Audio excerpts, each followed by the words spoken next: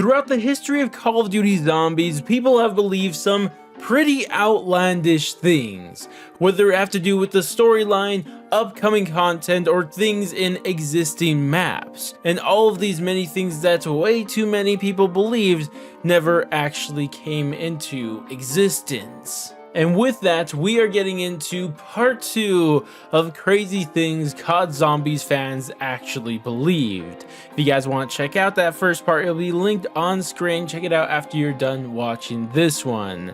But with that said, let's not waste any more time. Drop a like, subscribe, and let's get right into this video. Let's start off with an iconic one, Bus Route B on Transit. Now this one was interesting because, believe it or not, there was some evidence for it. And this mainly comes from two different places. First is from Ted. While you're on the bus, he starts talking about locations that you don't actually stop at, and of course this got people thinking like, oh, are these some possible locations that we could go to? But then the real big piece of evidence that dropped, and this was actually in the spawn room of Transit. And in the spawn room there's a map that maps out the routes for the bus, and in the top right corner we see Bus Route A, and just below that Bus Route B. And yeah, that's where it even got its name from. So technically, Bus Route B is in the game, it does exist, but the fact that we could actually access it is obviously not true. And to be completely honest with us, we should have realized that this was not even close to being possible. Like, at the time, we already knew Transit was already pushing the consoles to their limits, so there was no way they're going to have a whole other half of the map that is secretly accessible by doing something else. You know, that was just never going to be a thing. But hey, it was Black Ops 2, it was a different time. People thought you guaranteed the ray gun from the box if you did a little dance and shot a couple things as you hit the box. So hey, it was just that type of time. Let's do a more recent one. Nocturne and Toten being a bonus map in Cold War Zombies. And this one's a bit funny because this popped up twice. The first time it did was towards the launch of it, because at launch people got into the files and they found a lot of different things. They found the file names for a lot of the upcoming DLC maps, and even for a lot of the perks that got added throughout the season, and most of that was true. But another thing that was in there was Nocturne Toten. But as we all know today, there was never a Nocturne Toten bonus map. And to be fair to everybody, it seemed like this was something that was pretty realistic. I mean, the Machina literally has all of Nocturne Toten in it, so it didn't seem that unrealistic that they could just take that part out of it and make it a standalone map. You know, it wasn't that crazy. But as I said, that wasn't the only time this popped up. It popped up later with the end of the season with Forsaken. And the main piece of evidence for this was in Forsaken there was a theater, and on the billboard for the theater it says upcoming Nocturne Toten. And people started thinking like, oh, this is a teaser telling us that there's going to be a bonus Nocturne Toten map sometime after the launch of Forsaken. And unfortunately, as we know again today, that never happened. Now, to be fair, we did see some form of Nocturne Toten, and it was through a side Easter egg on Forsaken, where if you went up to the arcade machine and interacted with it, you got a little room of Noct, and that was cool. It's a really cool side Easter egg, but at the end of the day, we never got that bonus Nocturne Toten map in Cold War Zombies. How about we do one that hurts my soul, and this is that standalone Call of Duty Zombies game. And to be clear, I'm not talking about the fever dreams that all of us in the Call of Duty Zombies have dreamt of since we started playing zombies. Like, everybody and their mom who has played zombies says that there should be a standalone zombies game. Like, the idea of it is amazing. But no, I'm not just talking about that. Instead, I'm talking about where people actually started believing this. And when this happened was actually back in 2021. And it came from a normally trustworthy leaker for Call of Duty. And that, of course, is Tom Henderson. And what he tweeted out was that they started development for a standalone zombies game.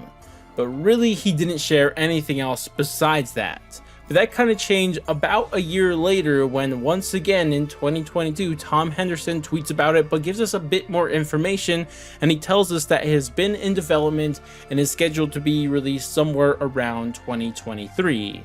Now, if you guys look at the calendar, you would realize that that's actually this year. So potentially he could have been telling the truth. And later this year, we get a standalone Call of Duty Zombies game. But I mean, I'd bet not, because we've had more leaks recently that are a bit more trustworthy than this, telling us what we're going to get in 2023. Something that started out as an expansion for Modern Warfare 2 that's somehow being converted into a $70 game.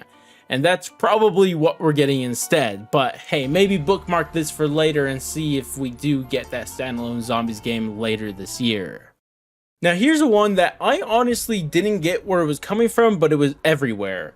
And what that was is year 2 of Black Ops 4 Zombies. And if you guys kept up with the Call of Duty Zombies community during Black Ops 4, you probably heard about this. Like, the idea was that originally the plan was for the first year of BO4 Zombies, it was going to be 4 Chaos maps. But with the second year, it was going to be 4 Ether maps. And in those 4 Ether maps, it was going to wrap up the Ether storyline.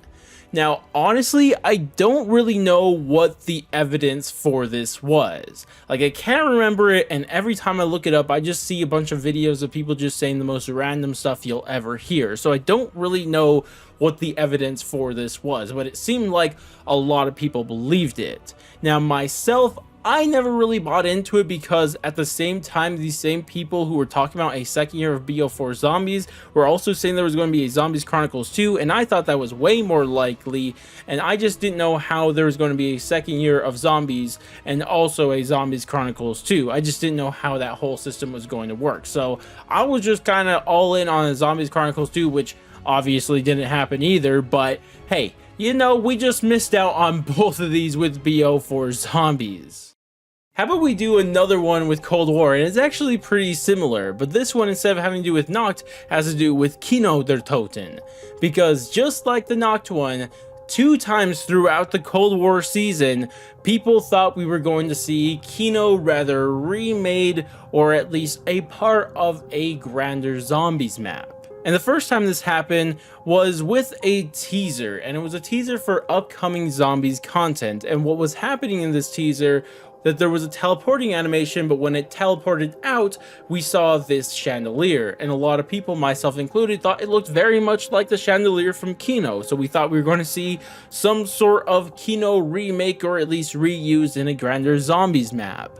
But that was quickly squashed, because with just the next day, they dropped the whole trailer for what was really going on, and what that was Outbreak. Yes, it was Outbreak, with definitely not Kino on it, which kind of hurts my soul that that was the case, but hey. Now, of course, the second time around seemed a bit more realistic, because what we knew is that the next map, DLC 3 that we were getting, that turned out to be Mauer der Toten, was going to be taking place in Berlin.